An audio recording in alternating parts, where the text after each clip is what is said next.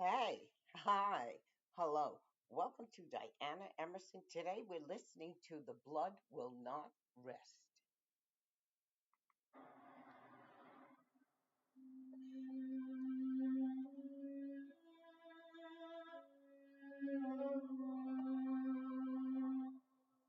It was a blizzard. It was like 2 feet of snow already on the ground. It was a crazy, crazy feeling getting dressed in the middle of the night because my brother did not show up. He did not come home. I was shaking from being scared. There was no explanation, and he didn't just disappear ever. First, we went up to the office, his desk, his chair. There was nowhere to be found. Then we went for the cameras.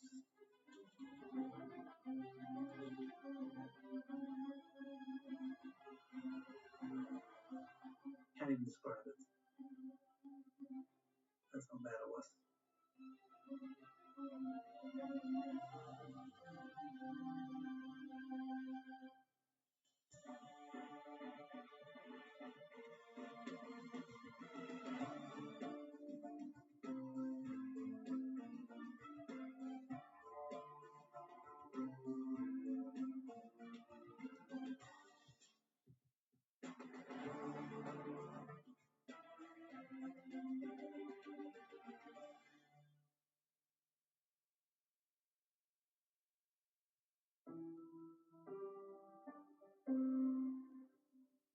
In the wee hours of the morning, we received a call about a missing person, a Hasidic male named Menachem Stark. We went to Menachem Stark's office on Rutledge Street because he didn't come home. It was not like him to not come home. Well, his wife told me that she's trying to call him one after the other. First the ring, then someone did pick up and no response, and then it ringed again and then stopped ringing. So it didn't smell right. Once we had cameras, we knew right away. So you can see that's my brother right there. That's our office. This is gotta be him. The snow did make the cameras very hard to view, made them more grainy than they were normally. We noticed Menachem Stark walking out of his office towards his car. And then Eddie. the guy comes in from behind. A 4-minute fight ensued.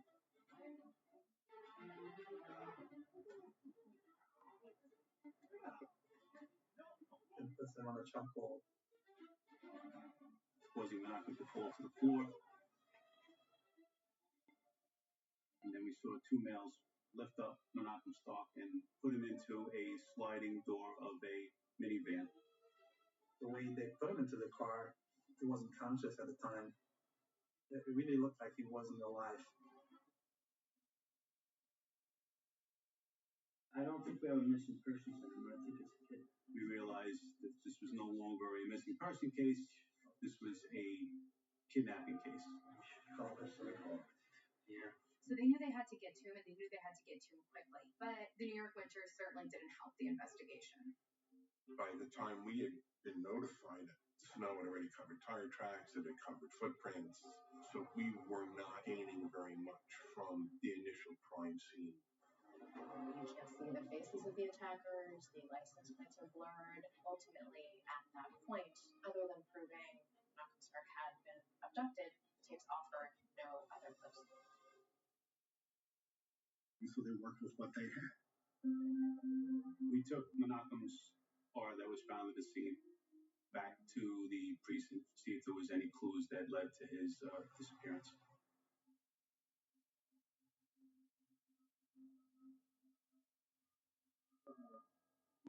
The most important thing we do are the initial interviews, because if there were some issues, if someone had been stalking him, if someone had made threats and the family was aware of it, we'd want to know that right away. Stark belonged to a sect of Judaism called the Satmar, a very, very insular sect, even among Orthodox Jews. Menachem Stark's wife, she's a mother of 7 children, and she's considerably upset. I mean, how could you blame her? He's very strict about getting home.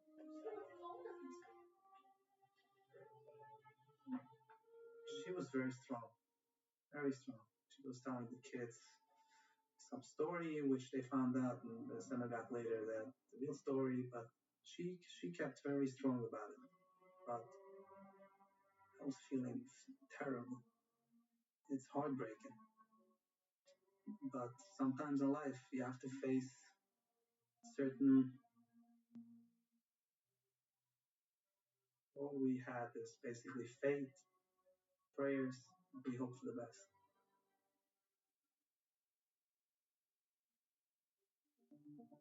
Folks found out about the story shortly after the kidnapping happened. I mean, this had the makings of a big story. I mean, it was someone being kidnapped off the street, but particularly when you're talking about a community as insular as the Satmar Orthodox community, you could tell that this was something that was beyond some random street crime. Something here was amiss. We had a feeling that the story was going to blow up. Several hours later, about 3:30 in the afternoon, 20 miles away in Great Neck, Long Island, cops got a call from the owner of a gas station. There was a boy who had went out to take something to the trash and he smelled a foul odor, so he called police. The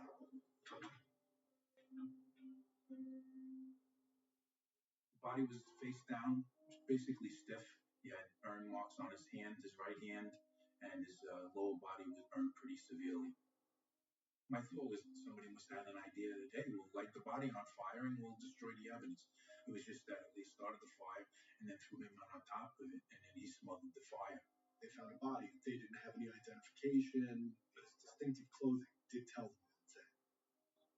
Black pants, black vest, white shirt, and we found the yarmulke in the dumpster. It wasn't going out on a limb to say that they thought that this was the same person that was abducted from Brooklyn.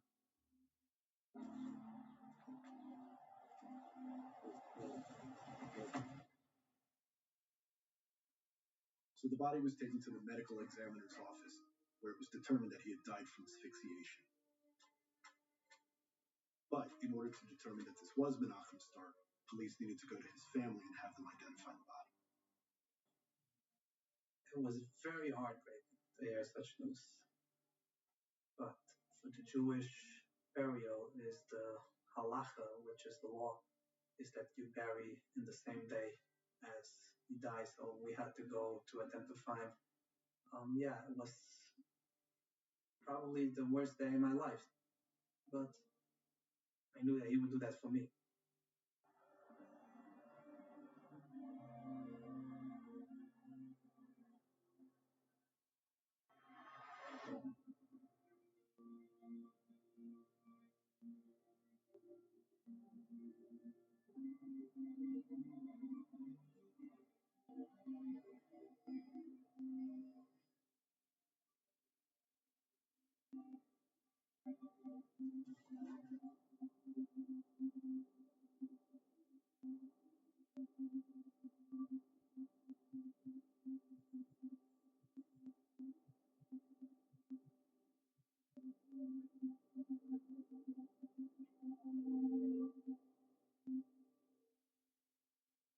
We did not know what hit us. We felt like it's the end of the world.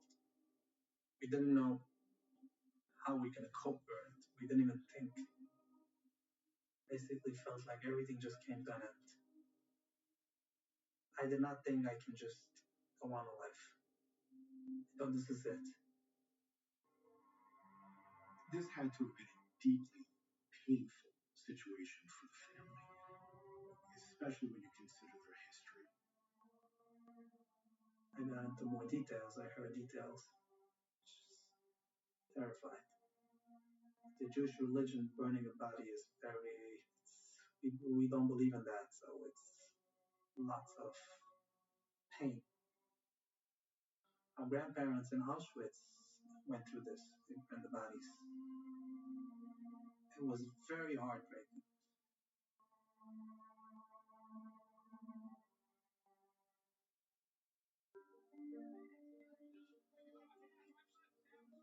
We gathered here to let the people know that we lost a big loss in our family, in our community.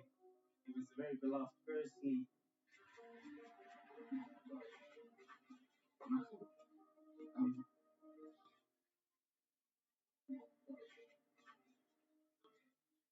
difficult to speak. Nobody can describe the pain and see the three young children saying Kaddish, prayer for the soul of their father who was brutally murdered in the streets of New York City, in Brooklyn.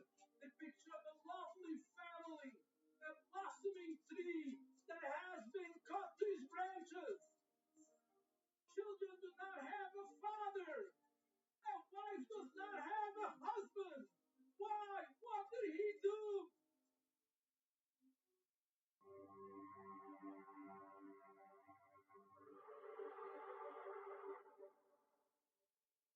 We're detectives, we're all human beings. It's never a good day when somebody gets killed. But when you're a homicide detective, you push that aside, do what we have to do, find out who killed this person and why, and get closure to the family. Investigators now needed to find out who wanted Menachem Stark dead. To do that, they had to figure out what secrets he was hiding.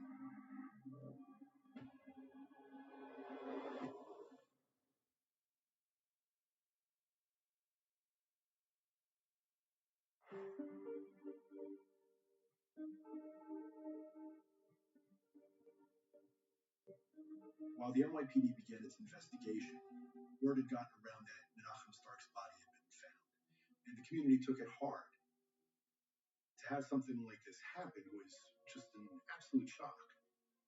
Menachem was very well known in the community. He spent his entire life in Williamsburg, Brooklyn. Everyone knew who he was. I first heard about what happened to Menachem through my landlord, Al. It's very odd because New York City is such a big, wild, and crazy city. You know, you really do have those small town moments. So when I found out that Al's brother had been murdered, I felt terrible. We are 7 years apart. We had a special connection. He made everyone feel like it's between you and him. Hasidic families can be quite large. Menachem was one of 10 kids. He and his wife very quickly started a family of their own with 7 children. He made himself available to his kids at any time, whether it was early morning at 4:30 a.m. to take his kids to go to yeshiva. He was a very committed father. Menachem was a very religious man. He spent a lot of time in the synagogue. But unlike some of his other family members who kind of made a living working in the religious bodies of the Jewish faith, Menachem had another calling, and it was real estate. He was working in a sweater factory when the sweater business died down, and he had no work. So basically, all those buildings were empty, and it was available. So he decided to take all buildings and convert it to lofts, and actually went better than what he expected. From there, Menachem became a real estate king. So he was there when Williamsburg changed from a dangerous, crime-ridden neighborhood to a yuppie haven. So he was able to cash in on all of that, and he got in at the ground floor. Menachem is really thought of within the real estate community as someone who was an innovator and a visionary. So he started up a real estate company called Southside Associates. But he was doing very well for himself. And in 2000, real estate became a popular vocation among Hasidic men.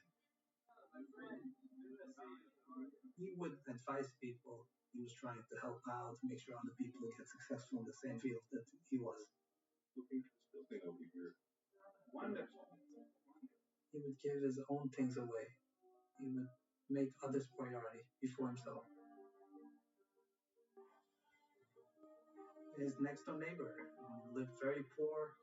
He was there once to borrow something from him, but he saw the condition of the house, and he ordered the next week a full renovation into the house. He just paid it from his own pocket. It's a lot of stories like that. He had a golden heart. So people in the neighborhood really struggled to understand why someone would want to do this to Menachem. But they really didn't have time to let it sink in because according to Jewish law, he had to be buried within 24 hours of his death.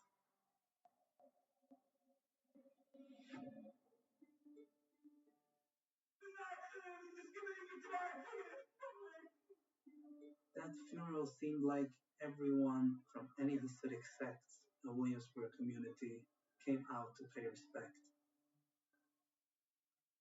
The streets were packed. There was thousands and thousands of people in the street.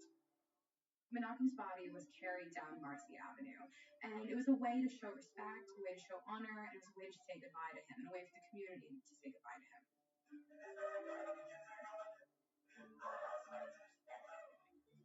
There's lots of speeches there, many rabbis. They were saying all the good things, all the good deeds that he did in his past. And basically, he was taken away from us.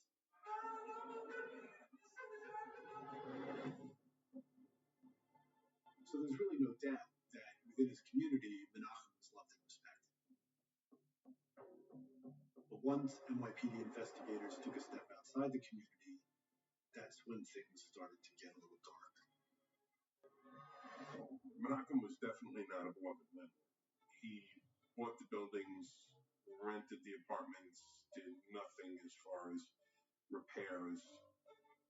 The city, I believe, had closed down at least one of his buildings. So while the police were doing their investigation, the Post was also doing a separate investigation. There were numerous complaints against his buildings, complaints by tenants. Lots of people were very, very unhappy. There was one person who wrote, should a murderer be caught, that they should be sentenced to live in one of Menachem Stark's buildings. So more and more what we were hearing was his tenants were referring to him as a slumlord.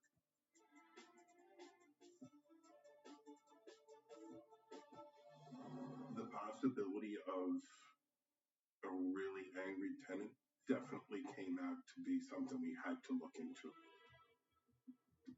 So we decided that we would go out and we would start interviewing some of the tenants. They found that some tenants liked him, some didn't. He didn't fix a leaky toilet. Was this tenant going to go kidnap him and kill him? It just didn't make sense to us at the time. Nobody had strong enough feelings for us to feel that they had any reason to kill him. But it made you wonder. This man who, by all accounts, was well respected in his community, seemed to be wealthy, seemed to have money, and yet the people living in his buildings were, in some cases, living in squalor. So police needed to figure out why this was the case. Police now started looking into Menachem Stark's financials. And they found out that while everybody in the neighborhood looked at him as this big, rich landlord, but he wasn't that rich, and in fact, he owed money. We found out that in the past there had been a bankruptcy claim and there were some financial issues going on within the business itself. He, like many people, was a victim of the 2008 recession, and he had been borrowing money at a rate that he couldn't keep up. It's really a chain reaction. People weren't making money, they had no jobs to go to, and people fall behind their rent. It means that the company is falling behind, it's falling apart. Menachem was millions of dollars in debt, really struggling to keep his head above water, all while trying to support a family with 7 children. He must have been stressed for the financial crisis at the time, but he dealt with crisis very well. Everything went on wrong. He kept it together, very well together. That's when investigators started to realize something was strange. It appeared that a lot of his business accounts had money missing. One was supposed to have $300,000 in it and had less than $4. Another was missing $1.5 million. But it turned out that Menachem had taken out the money to pay off other loans, lawyers' fees, a number of things, all of a personal nature. The problem was, it wasn't just his money. He had a business partner. So cash. Where's the money? We're missing money. Menachem's partner, who he had this joint account with, might have been pretty upset. Might have led him to do something crazy. Sorry, nothing to cut. Money is a big motive when it comes to murder.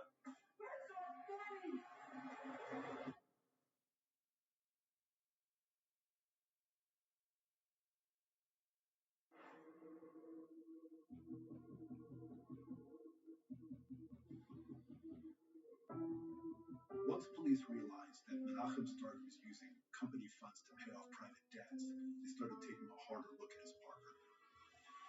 That could be something that we would look at as motive for murder. At the same time, police were investigating Menachem's business dealings. Our investigative reporters here at the Post were also investigating, and what we found was shocking.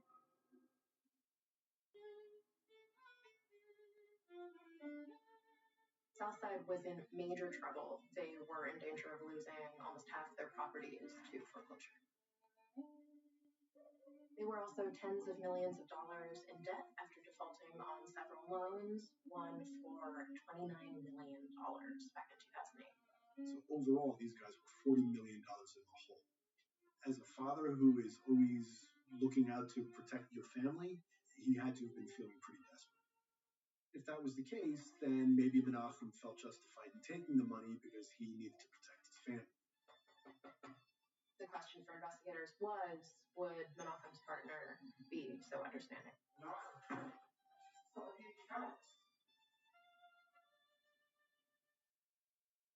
We know he borrowed $200,000 from the joint account.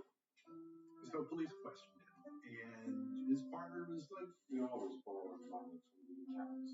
If it wasn't him, it might have been me." No, it was okay. You know, he understood. He had a big family. He had to pay off debts. The cops weren't buying it. Finally, his partner admitted that it had caused some tension. He did have an argument with Menachem over missing money. For missing money? You know how I know this! But he was very forthcoming about the disagreement. Let me explain this. I have an idea, and we're going to be back on top just like we were. And then when the financial records came back, we realized that the money problem was actually resolved prior to Menachem Stark being killed. And after verifying his alibi, his partner was in the clear. But even though he didn't kill Menachem Stark, that didn't mean that something else wasn't going on here. So the cops questioned his partner about their defaults, and that's really when he started to get nervous. Here's what I need you to explain. I have a deposit here, $200,000 coming in from the Bank of Chicago. A lot of the stuff, it appeared just to us, it was a little shady. It just, it wasn't the way normal business was conducted. Who are you borrowing money from? It's not them. We found out that they had dealings with Russian gangsters from the other side of Brooklyn. We had no choice. We would have lost everything.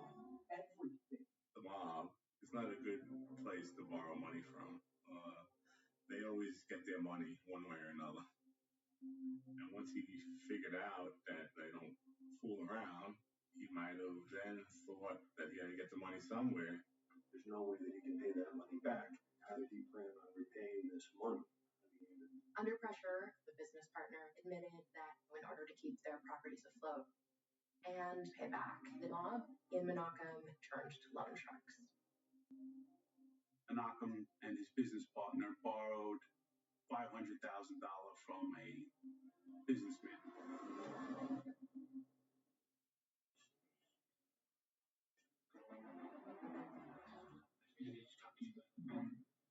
No, this is not the place. Not the time to talk about this. Okay? He was lending money to people who were desperate.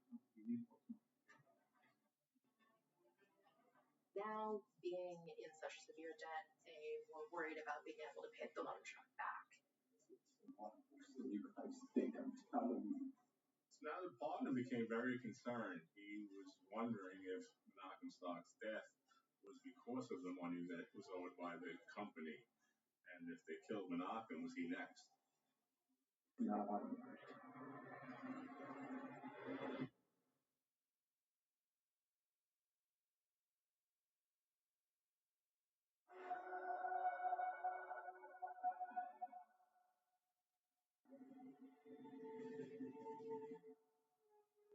Menachem Stark and his partner didn't learn from their first mistake.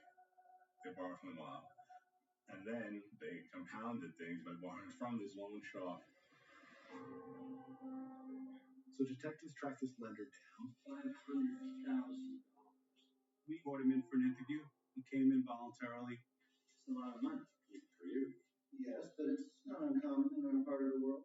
He explained to us that that's what he does. He lends money, and he's lent money to Menachem Stock and his business partner in the past. Did you come up with a repayment schedule with him or anything of that nature? That hadn't been discussed. We realized that it was sort of a normal way of doing business in the rough and tumble world of Brooklyn real estate. It just doesn't make any sense. Why doesn't it make sense? I just lent him the money. He told them that he had just transferred money to Menachem on the day that he died, giving him no opportunity to pay the money back. So he do it in Williamsburg. It was a shady business deal, but you wouldn't kill the guy, you just get $500,000. So while the police were struggling to find a suspect, frustration started to mount within the Satmar community. In the Jewish religion, it's very important to catch the killers because they have a saying, the blood does not rest until the killers are getting justice. But it was more than just frustration with the pace of the case itself. Members of the community were becoming really upset with the way that Menachem was being portrayed publicly as a slumlord. It was across the board by all of the outlets, and I think that was very painful for people to hear. He wasn't the man the media painted him. I did speak to his former tenants, many of them, which they totally disagree to what they wrote about him. It's just the opposite. He was on a personal level connected to them, friendly with them. He was actually a great human being. I hate the fact that I have to come here and defend a good man for people that love gossip and love to talk nonsense. I mean, this is a very difficult situation. You had a community that was grieving the loss of one of their own at the same time that they were seeing him being excoriated publicly. For journalists, this presents a particular issue because obviously you've got a murder victim and you want to be sensitive to the family, you want to be sensitive to a community. At the same time, you have to go where the story takes you and you've got to bring it to light because it may be very relevant. In this case, it was relevant. So we started to put pressure on the detectives working the case. So police continued canvassing and recanvassing, going back to the neighborhood where this had all happened, and then someone down the street handed them a bombshell. We were able to recover additional video from down the block on Rutledge Street, and what it showed was a van that looks very similar to the van that abducted Menachem Stock, sitting on the block 6 hours prior to Menachem Stock being abducted. And the van wasn't just sitting there by itself, there was somebody in it, because we saw a male get out of the car and walk up the block. It's sitting there all this time. So cops obviously are thinking they're out there for 6 hours waiting for Menachem. But within that 6 hour period, Menachem was in and out. So why were they still there hanging around? That's just weird. Cops realized that, okay, Menachem was moving around, but there was something that was staying put. Tracking him, they're tracking this car. It was a tracking device, something like that. It's the only thing that makes sense. We gotta take a better look at his car. So we had crime scene investigators search.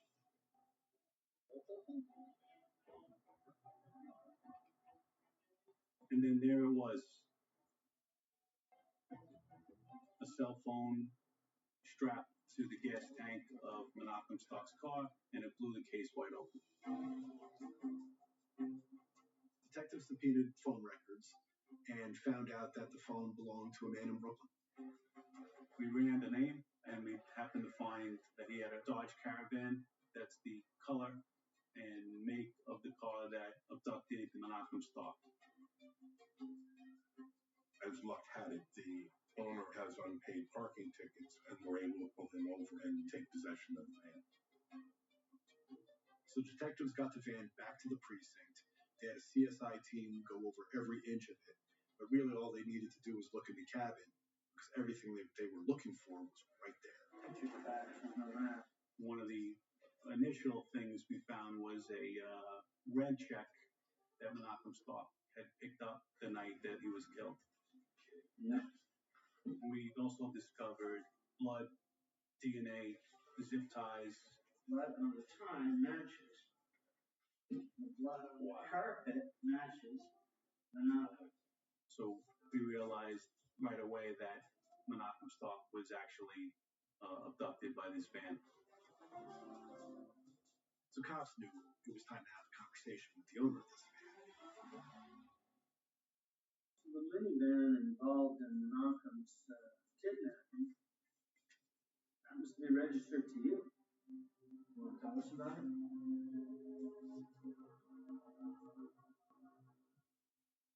Yeah, this is a company work van, so everybody uses it. He claims that he didn't even know that the van was registered in his name and that it belonged to his partner, and that it was used for all sorts of jobs. How many employees use the same van? We asked him what he does and if he knows Menachem Stock, and he said that he and other guys work as a crew to do work on Menachem Stock's building. But when the police brought up the cell phone, that's when he became alarmed. I don't know how he got that at all. He swore up and down that he had nothing to do with it, but that he had a pretty good idea who did.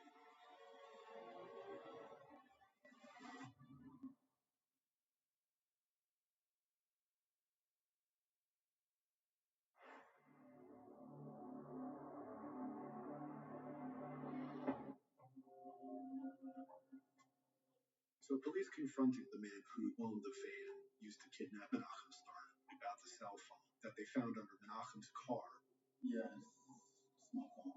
He admitted to owning the phone, but he said that he lent it to a friend of his, Erskine Felix.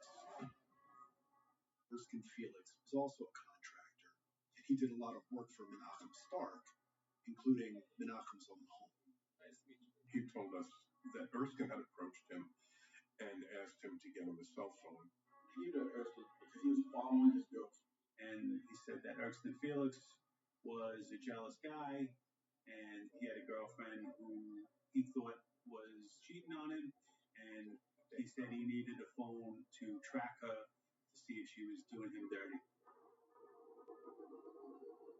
Now, police checked Erskine's phone records and they found out that the night of the kidnapping, there were numerous phone calls to three people. His cousin, Kendall Felix, his other cousin, Irvine Henry, and his brother, Kendall Felix.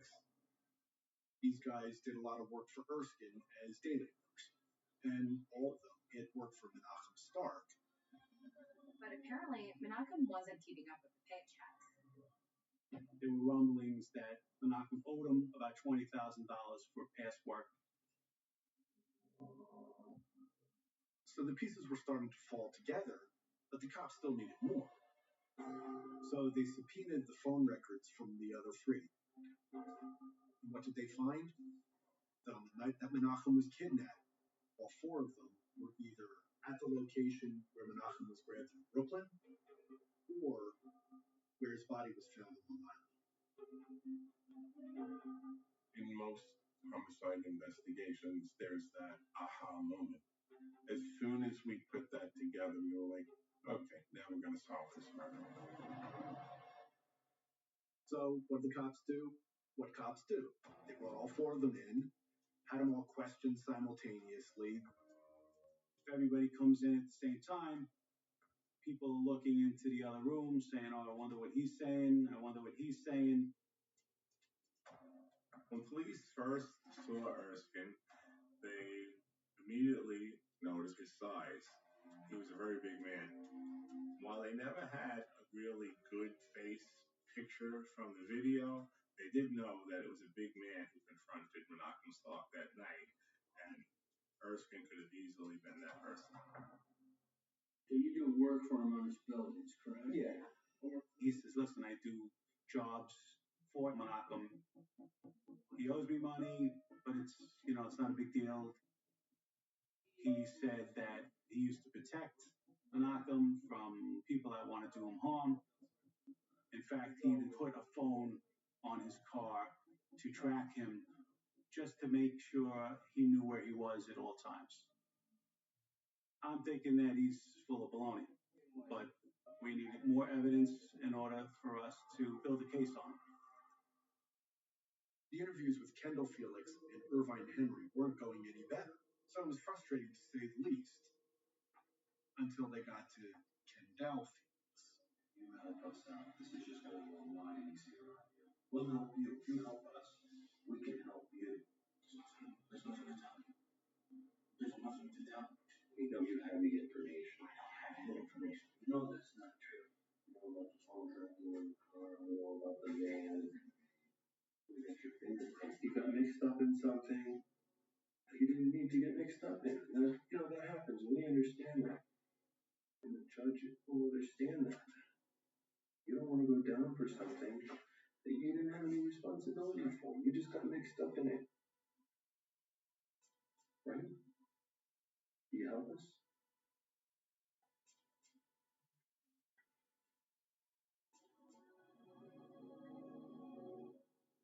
He said this was all Erskine's idea. He was the mastermind. He said, listen, we're just going to grab him. He's going to write us some checks, and all you have to do is drive the van, and it'll be all good.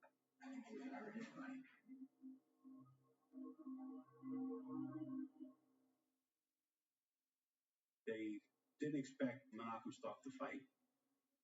He put up a hell of a fight. So Kendall went to go help his cousin.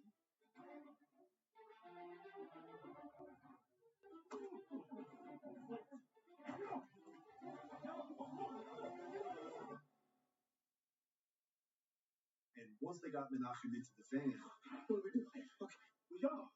Okay, drive. Okay, what are you doing? Come on, let's go. Come on. He's still away. He's still struggling. And so Erskine sat on him.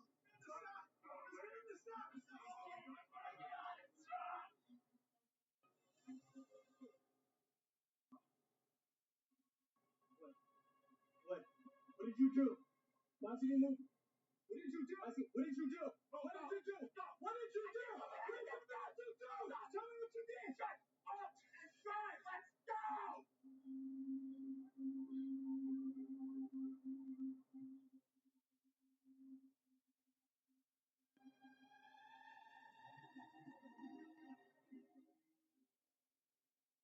Kendall told us how him and Kendall were directed by Erskine to dump the body.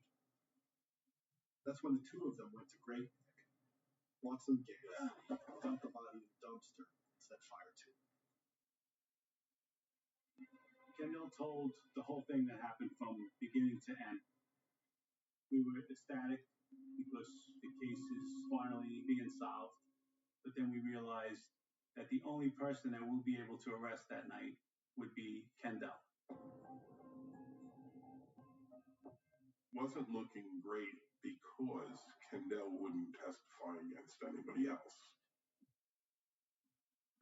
So at that point, we had one person under arrest, but probably not the most culpable. When Erskine walked out the door, it was very frustrating.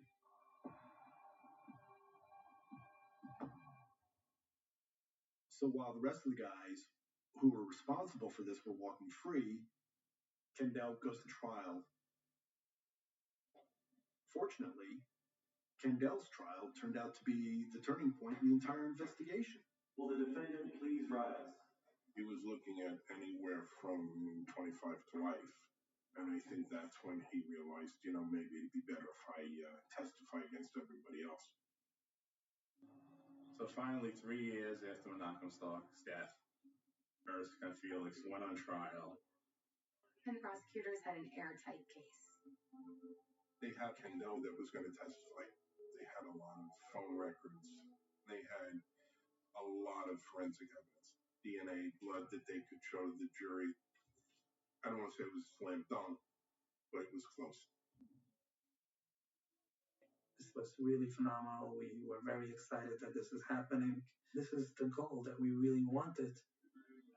Justice. So you find the defendant guilty of count one, charging murder in the second degree. When all was said and done, all four men who were involved in Menachem Stark's murder had to face the music. Erskine and Kendall Felix were convicted of murder.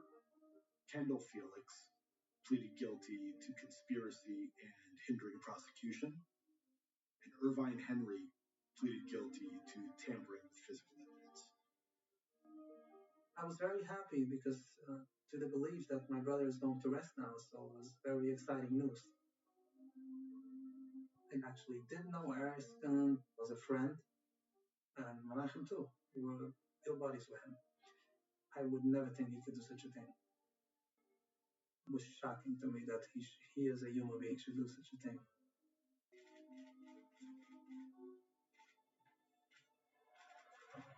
In the end, no matter how you look at this, this is a story that's a tragedy. Nobody deserved to die this way. He left behind a wife, 7 children, a family, and friends. And they're left to pick up the pieces. His baby son never saw him alive. They just took him away just like that. They robbed the father from the kids, which is heartbreaking. I want people to remember Menachem as a very giving and loving person. When I have trouble, I feel like he's with me. At any time in need, I always think he's looking out for me. Always.